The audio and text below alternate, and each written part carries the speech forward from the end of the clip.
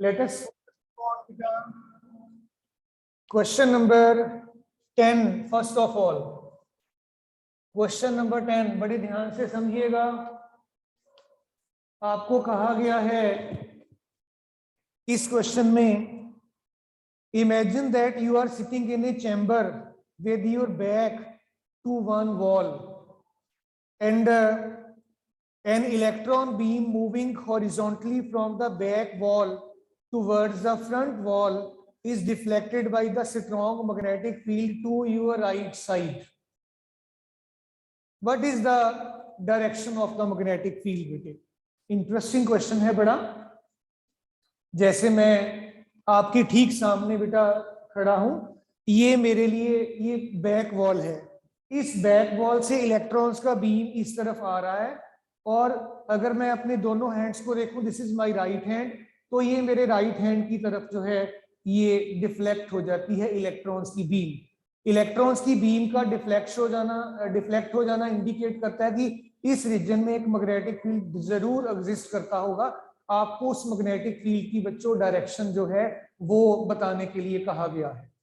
फिर से dear children question number 10 देखिएगा, आपकी एनसीईआरटी एक्सरसाइज का है। ये आपका बैक वॉल है, बैक वॉल से इलेक्ट्रॉन्स का बीम आपकी तरफ आ रहा है फ्रंट वॉल की तरफ, और ये आपके राइट हैंड की तरफ डिफ्लेक्ट हो गया। आपको बताना है कि इस हिस्से में, इस रीजन में मैग्नेटिक फील्ड कौन सी डायरेक्शन में एग्जिस्ट कर रहा है। तो dear children, we will make use of Fleming's left hand rule. और बेटे इलेक्ट्रॉन बीम जिस डायरेक्शन में होता है, करंट की डायरेक्शन उससे अपोजिट होती है। Direction of conventional current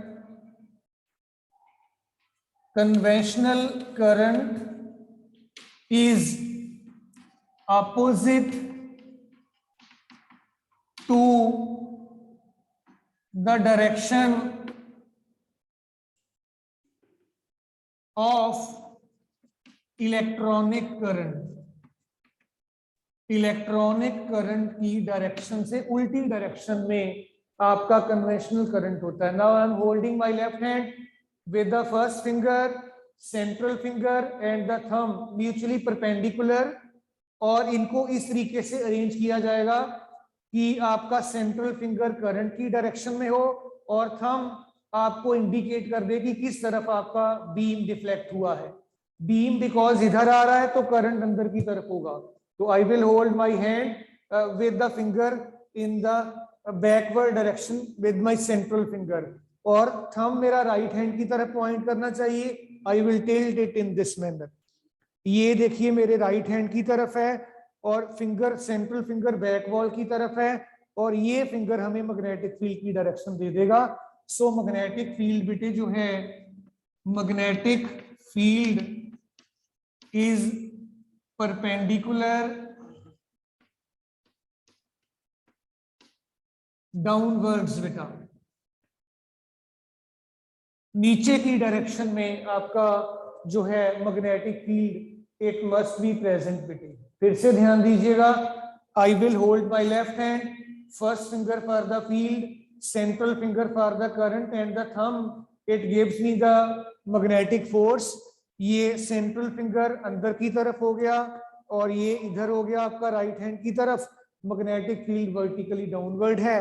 so इस तरीके से आप बेटे जो है इसको समझ सकते हैं कि आपका मैग्नेटिक फील्ड कौन सी डायरेक्शन में हो जाएगा।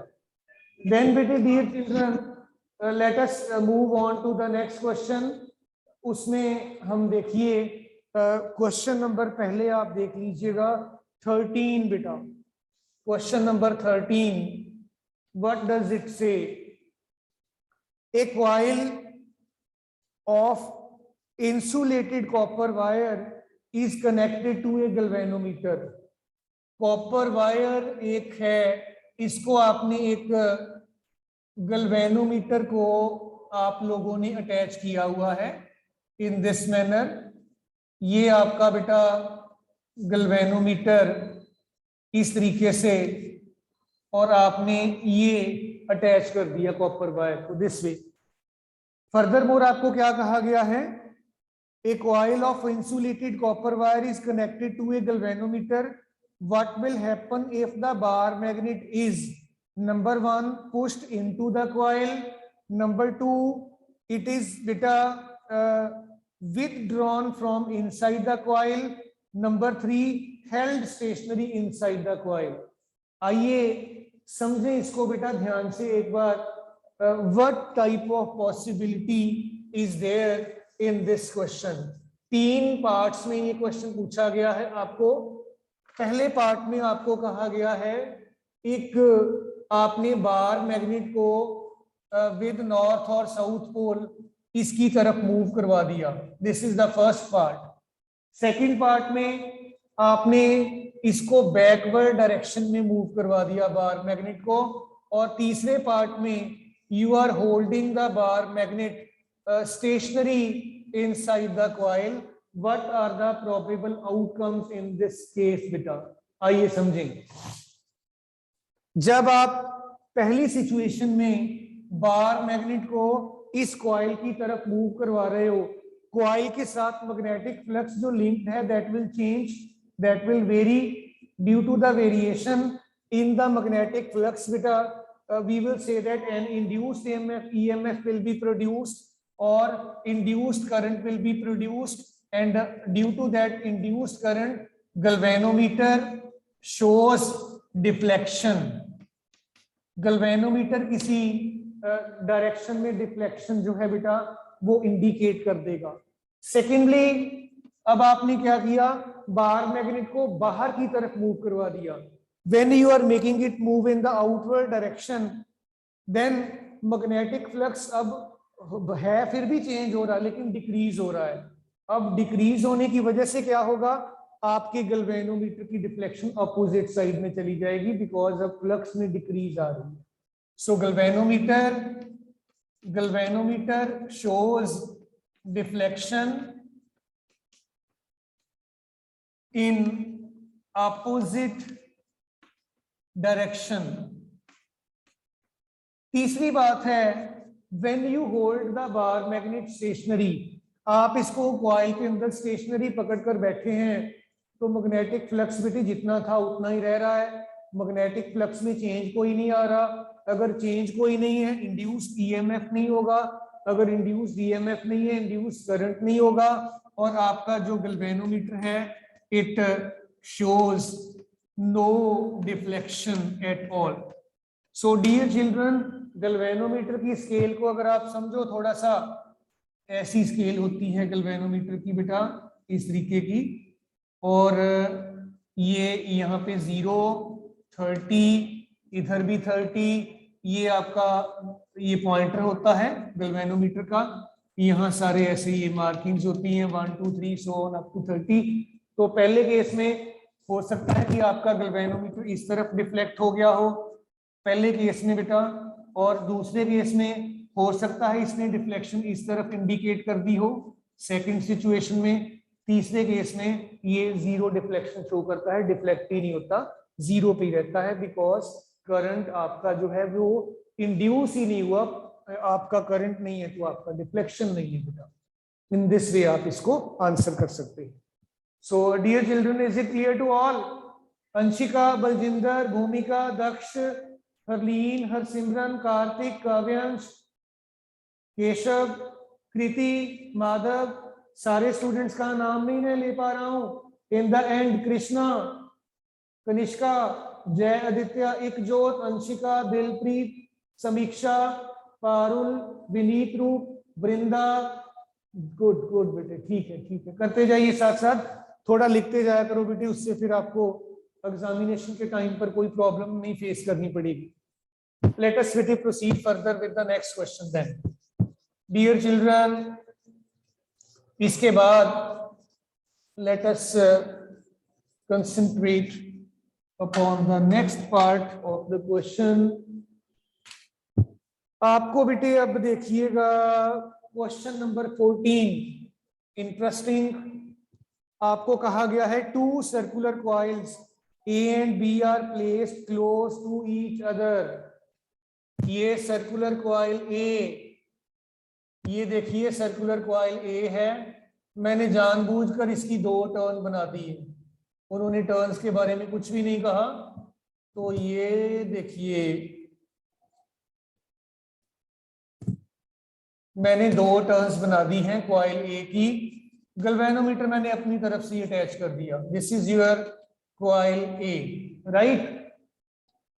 और इसके बाद आपको कहा गया है 2 coils A and B are placed close to each other। एक और भी कॉइल है यहाँ पे, let us say that this is the coil B।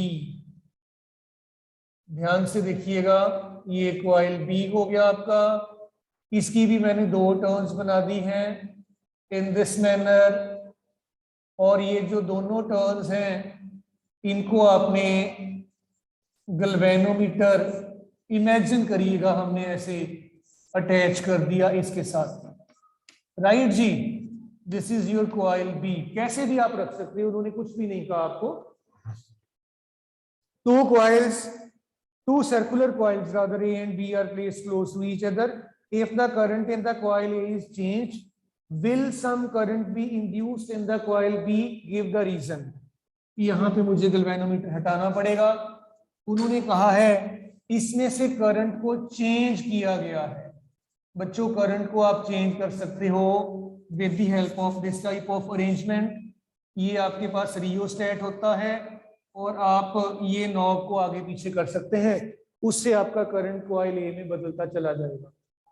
अब आपको पूछा गया है कि अगर करंट कॉइल ए में बदलेगा तो क्या उस चेंज इन द करंट की वजह से बी कॉइल में कोई आप डिफ्लेक्शन करंट की वजह से नोटिस करेंगे कि नहीं करेंगे। डियर चिल्ड्रन, जब ए कॉइल में से करंट पास होगा, you already have studied that कि एक सर्कुलर कॉइल जब करंट कैरी करती है तो उसके अंदर और बाहर एक मैग्नेटिक फील्ड प्रोड्यूस हो जाता है।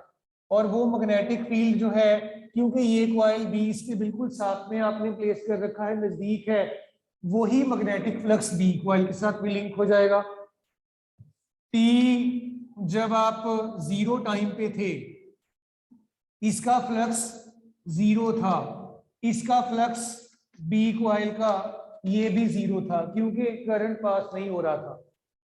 और उसके बाद आपने करंट को बदल दिया टी डैश टाइम पर, जो कि आपका फ्लक्स है ए कॉइल का, ये अब 0 नहीं है। बी कॉइल का फ्लक्स भी 0 नहीं होगा क्योंकि इसके साथ लिंक हुआ पड़ा है। इसका मतलब बच्चों ये हुआ कि फ्लक्स में चेंज आ गई। अगर फ्लक्स में चेंज आई, कितनी चेंज आई है बी कॉइल के, अब फाई बी है, पहले 0 था, इतना आपका डेल्टा फाई आ गया और इसको टाइम लग गया 30 सेकंड्स का। इसका मतलब ये हुआ कि आपके बी कॉइल में एक इंड्यूस्ड ईएमएफ कितनी प्रोड्यूस हो गई, उसकी वजह से बी कॉइल में करंट भी होगा।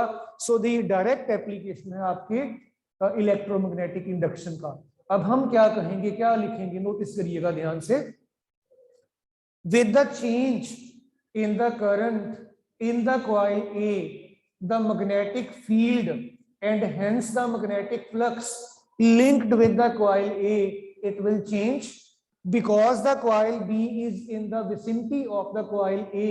So will be the change in the magnetic flux of the coil B also, because the magnetic flux linked with the coil B is changing and induced EMF will be produced in it, and on the basis of the induced EMF an induced current will be there, and due to that induced current your galvanometer will show deflection indicating the presence or the development of the current in the coil B beta। So इस तरीके से आप इसको समझ सकते हो। Then बेटा question number 7 देखिएगा पहले। अब question number 7, list 2 methods of producing magnetic fields। Suggestions from your side। 2 methods to produce magnetic field। कौन कौन से मेथड से मैग्नेटिक फील्ड प्रोड्यूस किया जा सकता है? अंशिका, आशिमा, बलजिंदर, भूमिका, दक्ष, नवलीन, सारे बच्चे, मैं सबका नाम नहीं ले पाऊंगा, it will take a lot of time otherwise. 2 method बताइए जिसकी हेल्प के साथ आप मैग्नेटिक फील्ड प्रोड्यूस कर सकते हो। Any 2 methods. Yes beta, come up with your suggestions, all of you.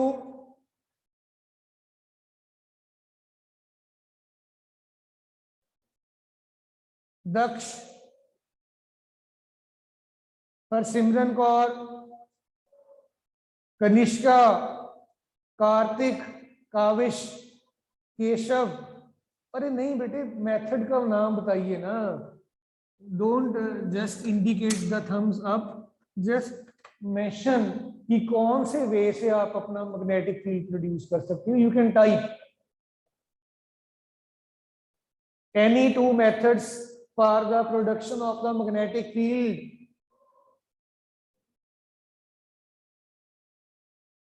बेटा मेथड्स में सबसे पहले आपके पास आ जाएगा when a current is passed through a conductor, a magnetic field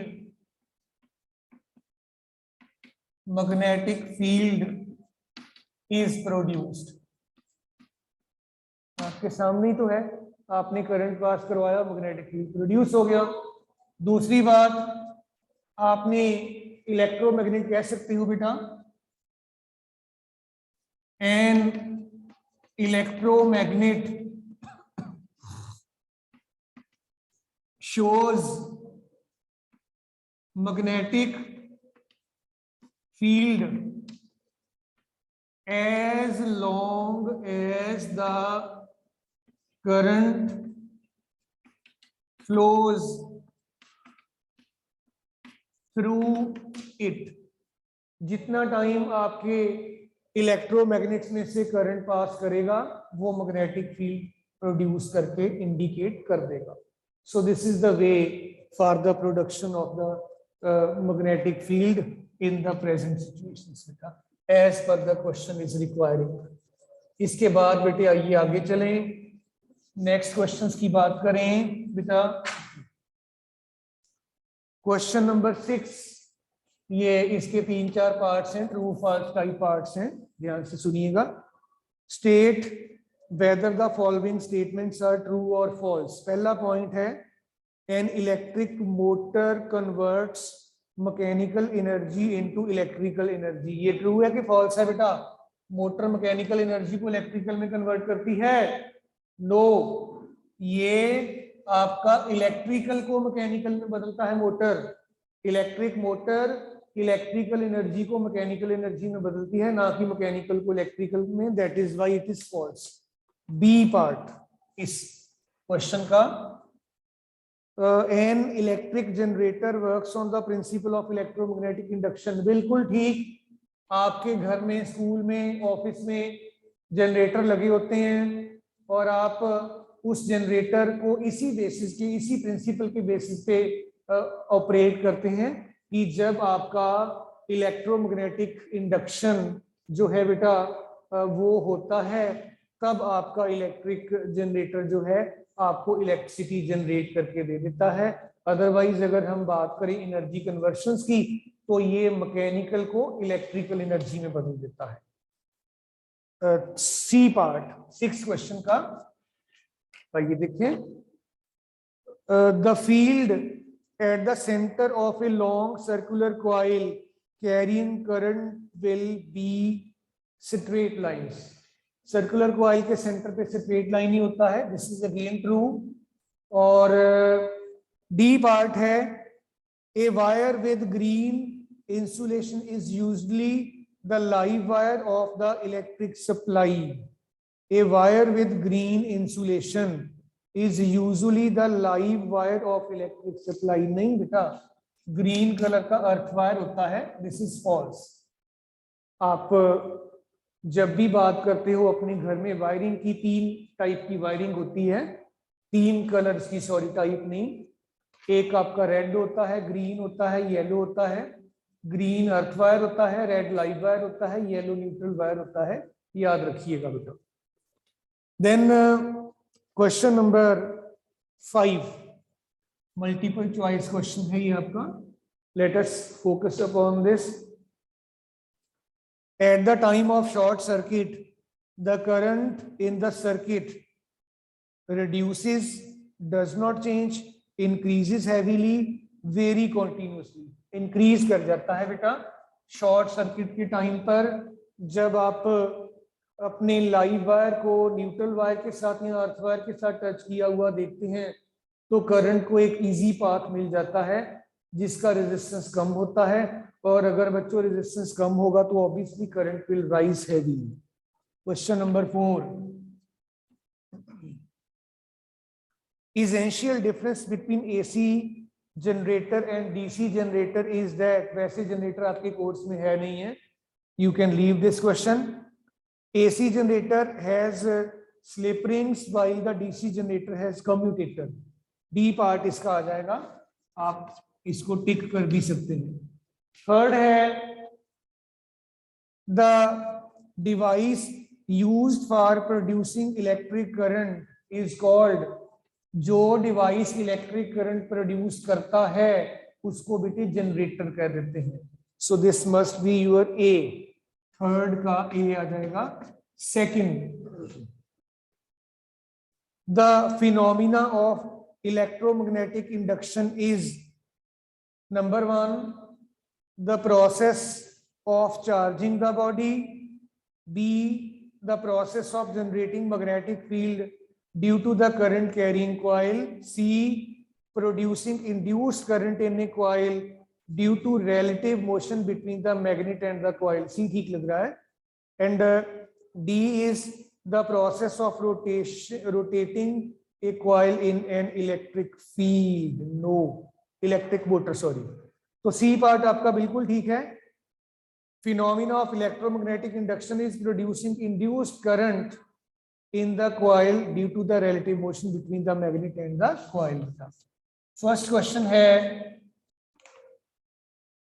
which of the following correctly describes the magnetic field near a long straight wire?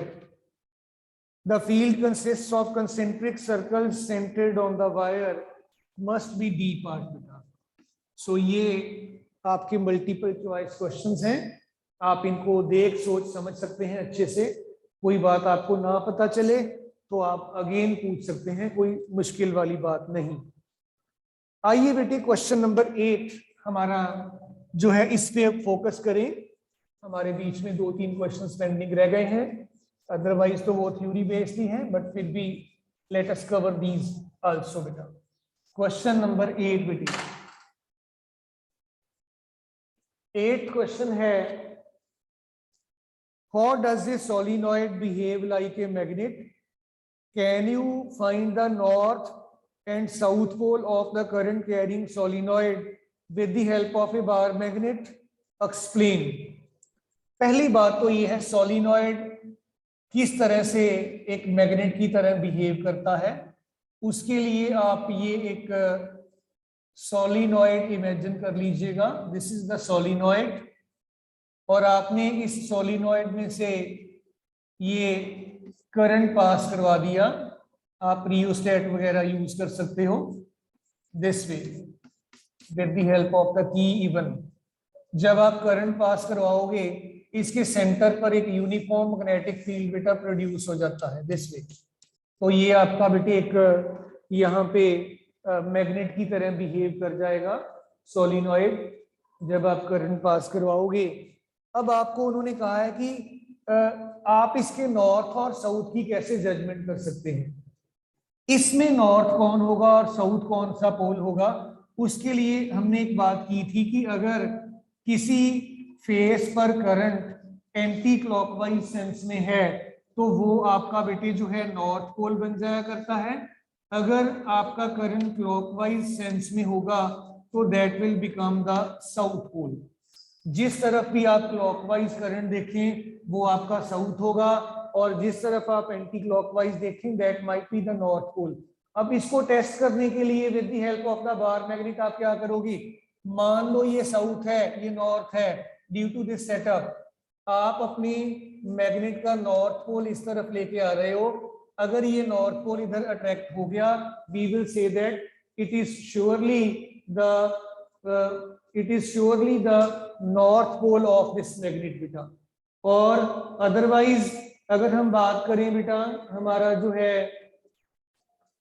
यहाँ पर north pole लेके आए इस तरफ, इमेजिन करिए अब आप नॉर्थ की जगह पर साउथ पोल लेके आते हैं तो ये रिपल्शन हो जाएगा। That will again surely indicate that कि आपका ये साउथ पोल यहाँ पर एग्जिस्ट कर रहा है। तो आप on the basis of attraction और रिपल्शन ये इंडिकेट कर सकते हो कि कौन सा आपके सोलिनॉइड का पोल किस तरीके से बिहेव कर रहा है। देन क्वेश्चन नंबर 9 बेटे, 9th question, let us focus upon this. What does it से?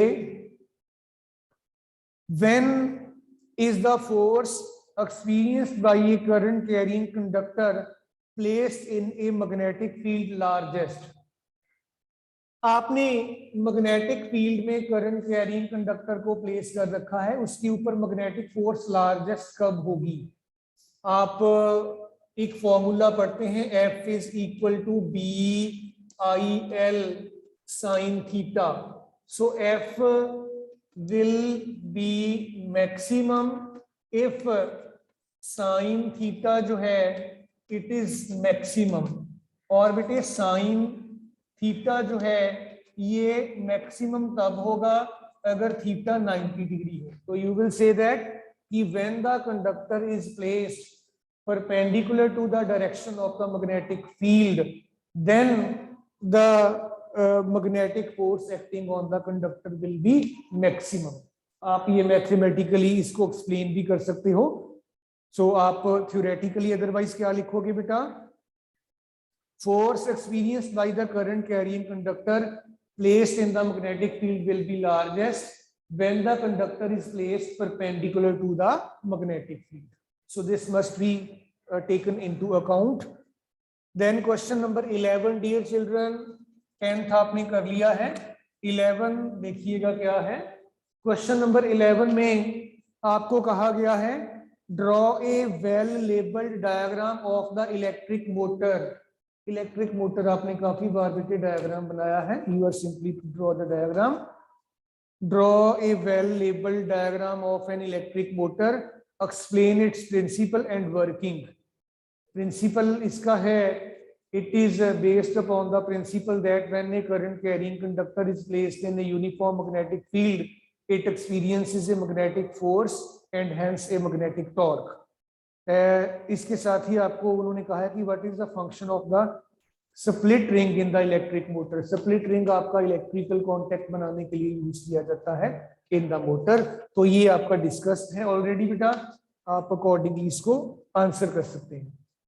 Question number 15, late us focus upon this बेटा। 15th क्वेश्चन क्या है?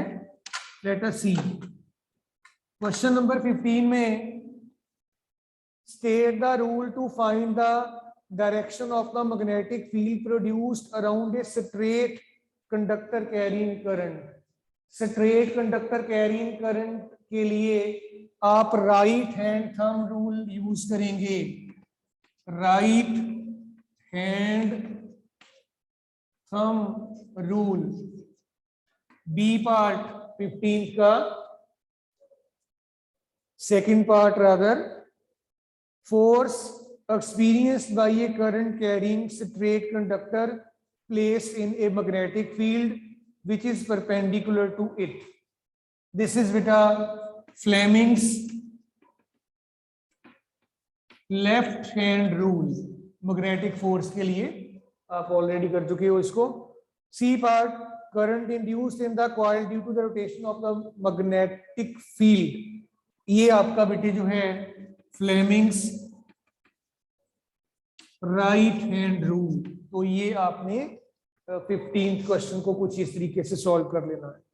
16th, explain the underlying principle and working of electric generator. ये syllabus में नहीं है, you can leave it.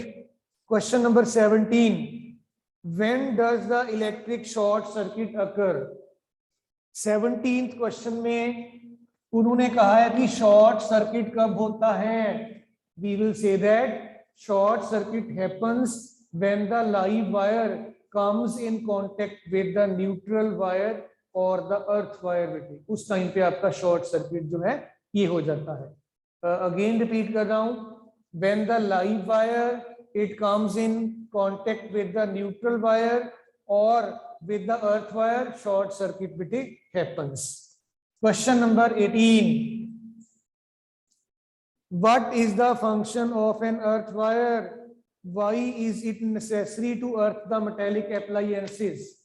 Earth wire बेटे जो है इसका फंक्शन क्या है, जब भी आपका ओवरलोडिंग हो जाए सर्किट में, शॉर्ट सर्किट हो जाए या कोई भी और प्रॉब्लम आ जाए, सो दैट कि जितना भी आपका एक्सेसिव करंट सर्किट में फ्लो कर रहा है that directly flows to the earth without creating any damage to the electrical appliance और टू द सर्किट और even to the person which is handling that particular beta electrical appliance. So in this way we can say that earth wire आपको एक safety device की तरह protect करके रखता है आपको और आपकी प्रॉपर्टी को, आपके सर्किट को इवन। और आपको कहा गया है why it is necessary to earth the metallic appliances।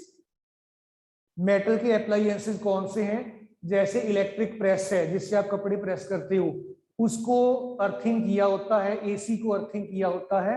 ये बेटे है अर्थिंग इसलिए करते हैं ताकि अगर आपका हैंड गलती से भी in contact with the metallic body of the appliance आ जाए और एप्लायंस में किसी वजह से मे बी वायर क्रैक हो गया, उसके साथ टच कर गया है, करंट ऑलरेडी है, तो वो उस करंट की वजह से हमें शॉक ना पड़ जाए और वो करंट सीधा अर्थ हो जाए। That's why it is earth. So thank you all बेटा, with this exercise is complete, rest of the things we will discuss next time. Thank you all.